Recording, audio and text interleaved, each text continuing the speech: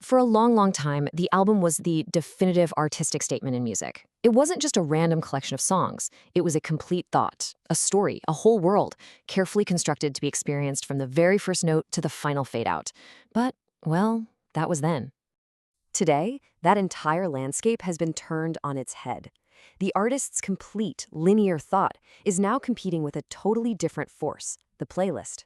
And a playlist is all about creating a seamless flow for the listener, not necessarily honoring the artist's original vision.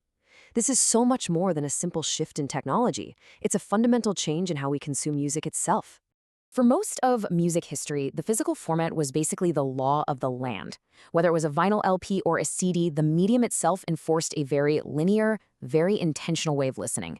You put the record on and you listened, from start to finish. The artist was your guide, and they were in complete control of the journey. And wow, what journeys those were. Just think of absolute masterpieces like the Beatles' Abbey Road, Pink Floyd's Dark Side of the Moon, or Joni Mitchell's Blue. These were never just a collection of hits. They were these incredible canvases for deep concepts and meticulous storytelling.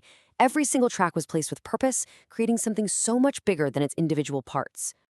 And then, everything changed. Streaming platforms came along and introduced a completely new paradigm, one where the algorithm is king. And this new model, well, it isn't built around the album as a whole. It's all about the individual song.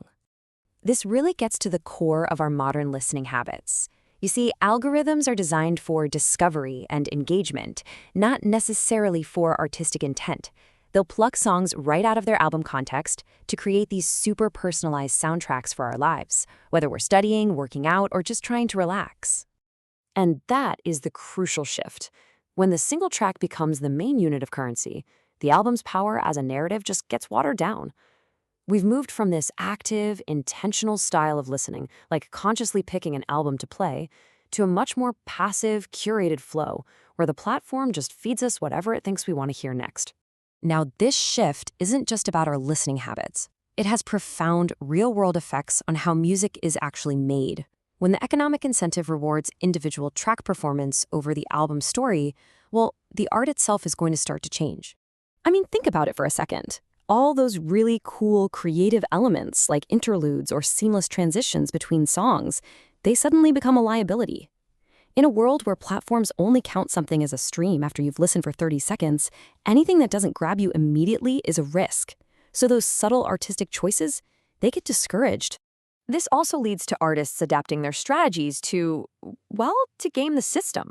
Because streaming services pay out per stream, releasing a huge album with maybe 25 or 30 short tracks can massively inflate those stream counts. It can push an album right up the charts, even if listeners aren't really engaging with it as a complete work of art. The change is pretty clear to see. That traditional, concise, 45-minute journey is often being replaced by the sprawling collection of tracks that's designed for optimization. The goal shifts away from crafting a compelling story and more toward just maximizing the number of individual plays. And then you've got the complete other side of that coin. Some artists are releasing really short albums or EPs, concentrating all their efforts on just a few highly replayable tracks. But once again, the driving force here is optimization, not that traditional album concept. But the album is not dead, far from it. In fact, we're seeing this fascinating paradox emerge, where both artists and listeners are starting to push back and are actively choosing a more intentional way to listen. So, does all of this mean the album format is simply obsolete in this day and age? The answer is a pretty definitive no. So many of today's most vital artists, from Beyoncé to Kendrick Lamar to Radiohead, they continue to fiercely defend the album as their main creative statement. Projects like Lemonade and Damn are so much more than albums. They're these immersive experiences that are specifically designed to resist being broken apart. So what digitalization has really given us is this duality. On one hand, algorithms can definitely dominate our passive listening. But on the other, they also give us this unbelievable library for intentional listening. We now have the freedom to choose. We can let the algorithm guide us, or we can actively decide to seek out and immerse ourselves in an artist's complete vision. And you can see this desire for intentionality perfectly in the vinyl revival. This isn't just about nostalgia, it's a conscious choice people are making to re-engage with music as a complete physical object, to actually hold the artwork, to read the liner notes, and to commit to that linear listening experience. So where does this all leave the album? It seems to exist in this new state of being, one that really requires a kind of negotiation between the creator, the platform, and us, the listener. And this is really the key takeaway here. In the past, the physical media enforced a cohesive listen. Today, in a world of infinite choice and algorithmic suggestions, choosing to listen to an album from start to finish is an active decision. It's a negotiation. Ultimately, the future of the album isn't really a question of survival, it's a question of adaptation.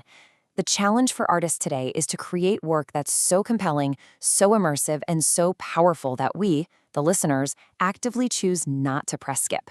Thank you so much for watching.